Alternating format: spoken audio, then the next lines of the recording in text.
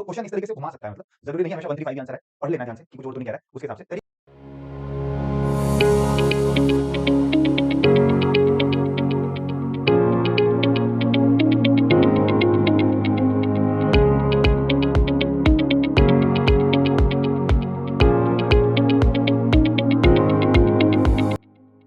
Okay जी, तो आज की क्लास में शुरू करते हैं हम लोग वेलोसिटी। क्या होता है वेलोसिटी, पता है आप लोगों को? वेलोसिटी का मतलब होता है, जैसे स्पीड का मतलब होता है total distance by total time, velocity का मतलब टोटल डिस्प्लेसमेंट, मतलब आपकी पोजीशन में कितना चेंज आया डिवाइडेड बाय आपको टोटल टाइम लगा। तो ये delta S by delta T इसको लिख लेते हैं। बस यहाँ पे जो एस है उसके सामने एक एरो लगा देते हैं ताकि आपको डिस्प्लेसमेंट वाली फीलिंग आ जाए। वेलोसिटी एक वेक्टर क्वांटिटी होती है। स्पीड कभी जीरो नहीं हो सकती किसी भी पार्टिकल की, बट जो वेलोसिटी होती है वो जीरो हो सकती है। वेलोसिटी में क्या होता है, जब कोई पार्टिकल घूम के वापस उसी पोजीशन पे आके खड़ा हो जाता है तो उसका टोटल डिस्प्लेसमेंट जीरो होने की वजह से उसकी वेलोसिटी जीरो हो सकती है। जबकि उसकी स्पीड, अगर वो मूव कर रहा है तो स्पीड कभी जीरो नहीं होती, ये बात याद रखिएगा, ठीक है? वेक्टर क्वांटिटी है, ये सब आपको पता ही है। और अगर मैं आपसे बात करूं वेलोसिटी और स्पीड के बारे में, वेलोसिटी का मैग्नीट्यूड और स्पीड, तो इनके बीच में कौन सा साइन आएगा? ग्रेटर देन इक्वल टू आएगा या लेस देन इक्वल टू आएगा इनके बीच में? वेलोसिटी का वैल्यू कभी भी स्पीड से ज्यादा नहीं आएगा, या तो कम आएगा, या अगर स्ट्रेट लाइन में चल रहे हो तो बराबर भी आ सकता है, ज्यादा से ज्यादा इतना हो सकता है, इससे ज्यादा कुछ नहीं होगा। तो वेलोसिटी भी आपको यहां से क्लियर हो गई। अच्छा जी, ऑलराइट। एक भाई साहब हैं, ए पॉइंट से चलते हैं और ए पॉइंट से बी पॉइंट तक जाते हैं, ए टू बी। इनकी जाते टाइम स्पीड होती है 4 मीटर पर सेकेंड, और फिर बी पॉइंट से वापस घूम के ए पॉइंट पे आ जाते हैं, वो होती है 2 मीटर पर सेकेंड। ऑलराइट, आपको बताना है एवरेज स्पीड और average velocity. Average speed is 3 metre per second, पक्का? Velocity zero. अच्छा, वेलोसिटी जीरो होगी, इसमें किसी को कोई दिक्कत? पक्का ना? क्योंकि डिस्प्लेसमेंट तो है नहीं, घूम के वापस वहीं पे आ गए, तो वेलोसिटी जीरो। स्पीड के बारे में बात करते हैं। स्पीड का कौन सा केस नजर आ रहा है आपको? डिस्टेंस, जाते आते टाइम डिस्टेंस सेम है, तो फॉर्मूला कौन सा लगेगा? 2v1 v2 divided by v1 plus v2। तो यहां से आ जाएगा बेटा 2 इंटू 4 इंटू 2 डिवाइडेड बाय 6, तो यहां से 3, तो 8/3 आ रहा है। तो ओके, चलो ठीक है, तो ये क्वेश्चन हम कर सकते हैं। Very good. अब हम आगे बढ़ रहे हैं, अब थोड़ा सा आगे चल के बात कर लेते हैं नॉन यूनिफॉर्म मोशन के बारे में। अभी तक जो हम पढ़ रहे थे वो यूनिफॉर्म मोशन था। Non uniform motion, non uniform motion को आप एक्सेलरेटेड मोशन या रिटार्डेड मोशन भी कह सकते हो। तो आपने कहा इसको एक्सेलरेटेड, एक्सेलरेटेड मोशन। अब इसमें आपको पहले ये पता होना चाहिए कि एक्सेलरेशन होता क्या है। What is acceleration? तो एक्सेलरेशन होता है कि किसी भी पार्टिकल की वेलोसिटी किस रेट से चेंज हो रही है।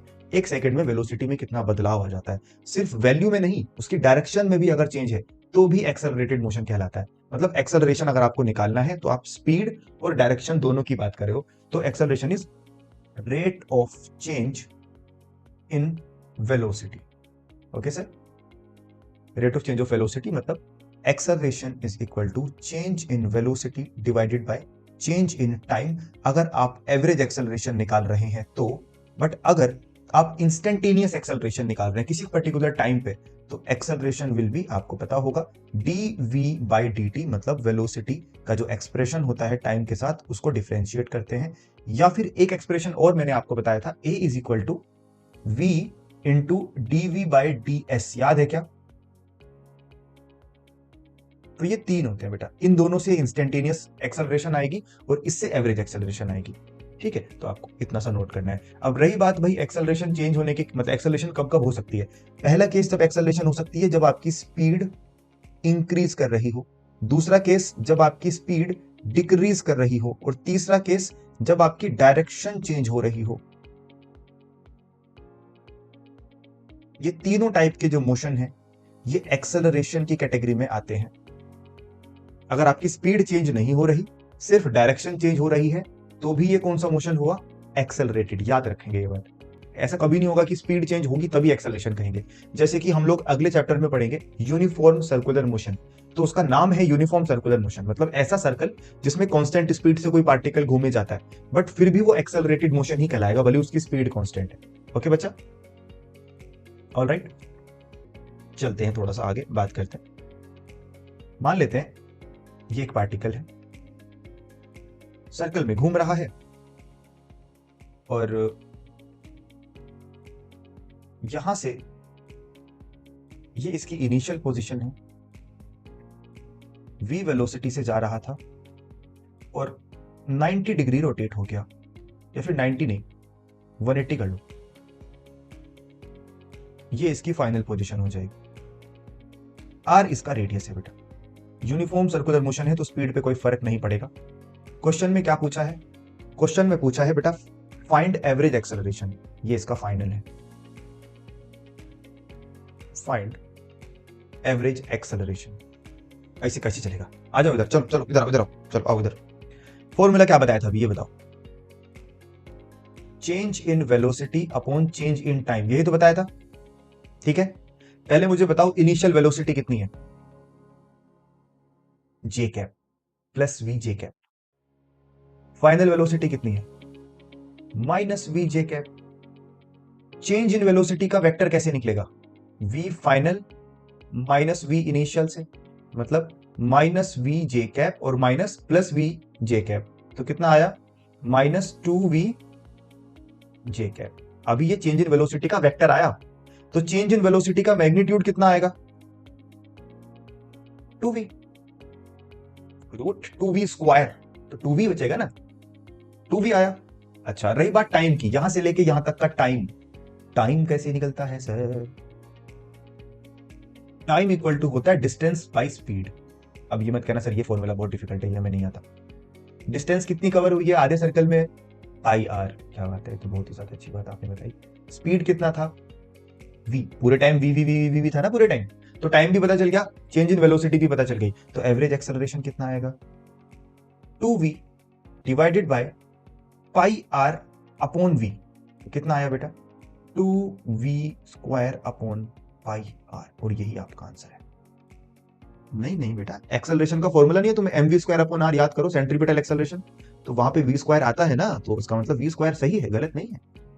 2v square upon pi are. सब लोगों को समझ आया?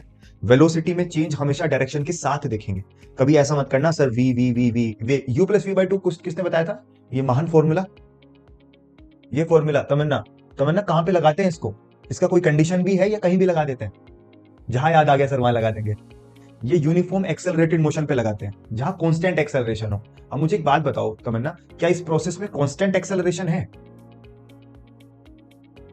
कभी एक्सेलरेशन सेंटर की तरफ यहां है, कभी एक्सेलरेशन इस तरफ लगेगी, कभी एक्सेलरेशन इस तरफ लगेगी, कभी एक्सेलरेशन इस तरफ। जब कोई पार्टिकल सर्कल पे घूमता है ना, तो उसका एक्सेलरेशन हमेशा सेंटर की तरफ होता है, तो उसका डायरेक्शन हर पॉइंट पे चेंज होता है, तो उसको आप कांस्टेंट एक्सेलरेशन नहीं कह सकते बेटा। समझ रहे हो ना मैं क्या बोल रहा हूं? तो वो जो फॉर्मूला है वो यहां नहीं लगा सकते। यहां तक सब ठीक है? अब इसी क्वेश्चन को आप 90 डिग्री के लिए सॉल्व करो। 90 डिग्री मतलब इनिशियल पोजीशन यहां है और फाइनल पोजीशन ऊपर है, इनिशियल फाइनल बिल्कुल सेम तरीका। बताओ मुझे कितना आंसर आएगा एवरेज एक्सेलरेशन का? चेंज इन वेलोसिटी सेम नहीं रहेगा, बदल जाएगा। Change in velocity v final minus v initial. देख लेना सब लोगों ने ऐसे ही करा है कि नहीं करा है, बाद में मत कहना सर ये आपने क्या लिख दिया।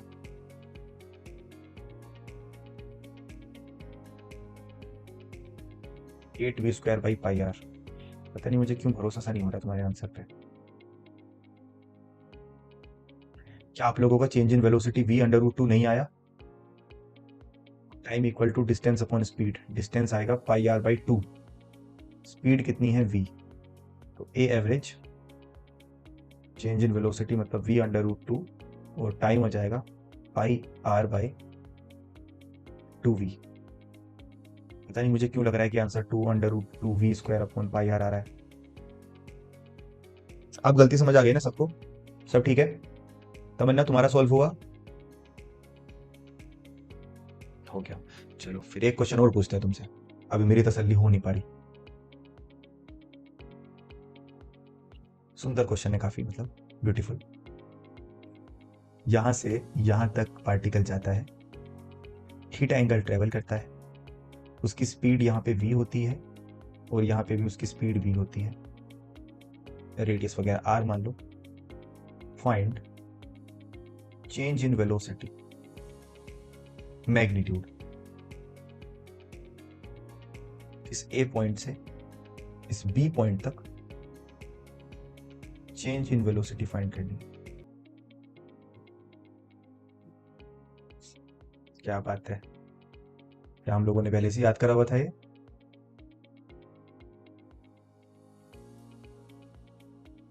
करेक्ट। मैग्नीट्यूड अगर निकालोगे तो आएगा 2v sin थीटा बाई 2। वैसे इसको निकालने का कोई तरीका है हमारे पास?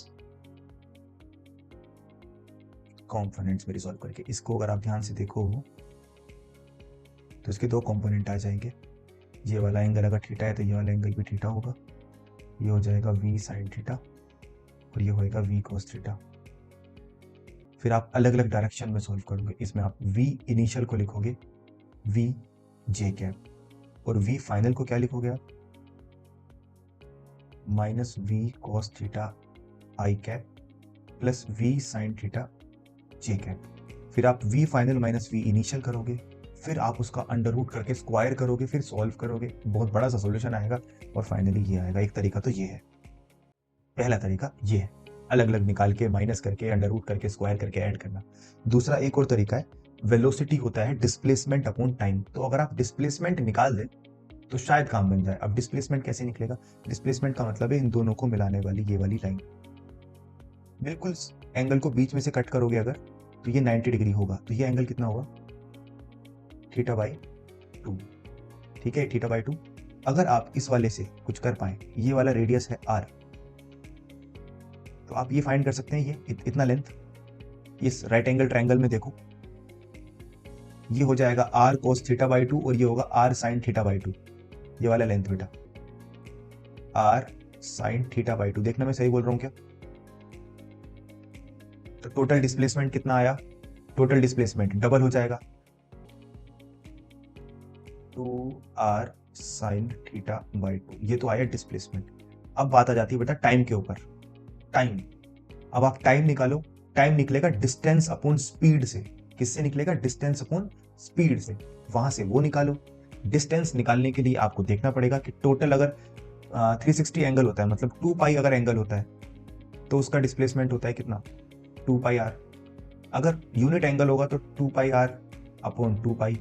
अगर थीटा एंगल होगा तो r थीटा। वहां से आप डिस्टेंस अपॉन टाइम निकालोगे, दोनों को डिवाइड करोगे यूनिटरी मेथड से। फाइनली आपका आंसर ये आएगा और जो आपको याद करना ही पड़ेगा। मतलब मैं तो ये कहूंगा कि इसको याद कर लो डायरेक्टली। बार बार कौन बैठ के सॉल्व करेगा, क्योंकि इसके ऊपर एक दो बार पहले भी क्वेश्चन आ चुके हैं। This is important. अगर आपको कभी भी चेंज इन वेलोसिटी निकालनी है 2v sin theta by 2 put करना। अब इसका एग्जाम्पल मैं आपको बता देता हूँ। इससे पहले क्वेश्चन में चेंज इन वेलोसिटी कितनी आई थी? जस्ट इससे पहले क्वेश्चन में 90 डिग्री रोटेट करने पे कितनी आई थी? v√2। यहाँ पे थीटा को 90 पुट करो तो 90 बाई 2 होता है 45। साइन 45 का वैल्यू होता है 1/√2। √2 से 2 कट जाएगा √2 टाइम्स। तो आंसर कितना आएगा? v√2 आएगा या नहीं? ठीक है। इसी तरीके से 180 डिग्री पे कितना आया था आंसर? 2v आया था चेंज इन वेलोसिटी। यहाँ पे 180 पुट करो, 180 बाई 2 होता है 90, साइन 90 होता है 1, तो 2v इंटू 1 इज 2v। तो आप डायरेक्ट थीटा का वैल्यू पुट करके निकाल सकते हो। अगर मैं आपसे बोलूं 60 डिग्री पे बताओ, 60 डिग्री रोटेशन के बाद कितना होगा?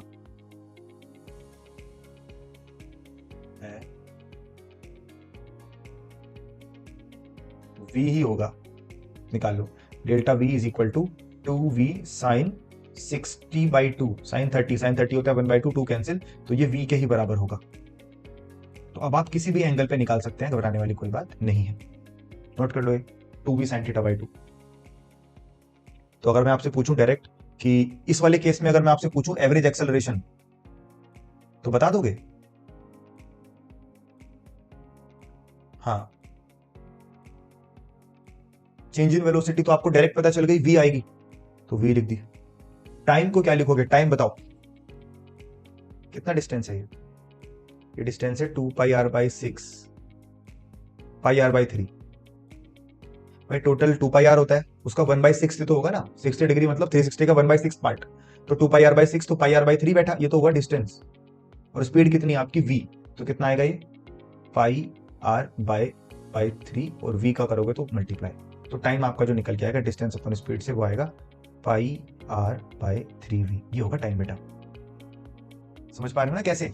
360 डिग्री का कितना है? 2 पाई r डिस्टेंस, तो 60 डिग्री का कितना होगा? 2 पाई r बाई 6, तो पाई r बाई 3 डिस्टेंस की बात कर रहा हूं। एक पार्टिकल है, उसका कुछ इनिशियल वेलोसिटी है u, वो अपनी स्पीड को कॉन्स्टेंटली इंक्रीज या डिक्रीज करता है, मतलब कॉन्स्टेंट एक्सेलरेशन या रिटार्डेशन है, और फाइनल वेलोसिटी v हो जाती है।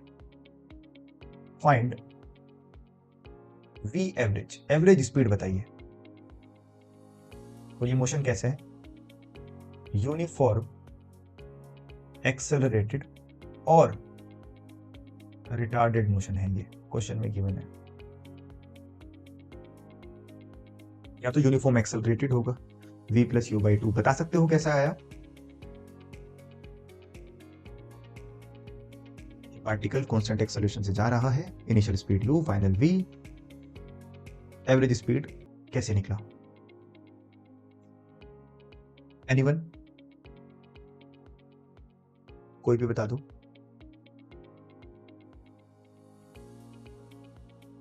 नहीं बताओगे? तुम लोग मुझसे गुस्सा गुस्सा हो क्या? क्यों नहीं बता रहे हो? कुछ तुम्हें आता नहीं है। एवरेज स्पीड का फॉर्मूला बताओ, क्या होता है? वो भी नहीं बताएंगे।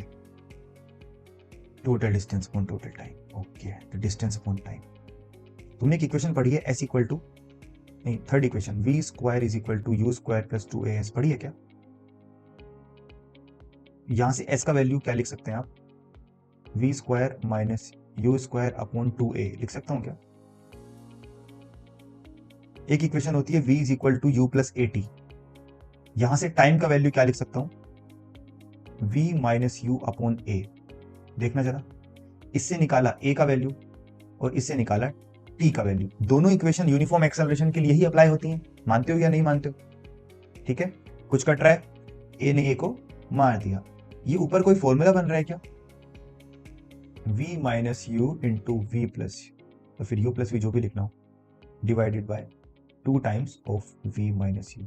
हम तो चले परदेश, हम परदेसी हो गए, तो v एवरेज का फॉर्मूला आया u plus v by two. ये फॉर्मूला वहां लगाया जाएगा जहां पार्टिकल के अंदर यूनिफॉर्म एक्सेलरेशन होगा, और ये एवरेज स्पीड निकालने के लिए होता है u plus v by two. Note कर लो। ऐसा ही एक फॉर्मूला हमने और पढ़ा था ना, v1 plus v two by two, वो कहां लगाते थे? वो भी तो एवरेज स्पीड का था ना, वो कहां लगाते हैं?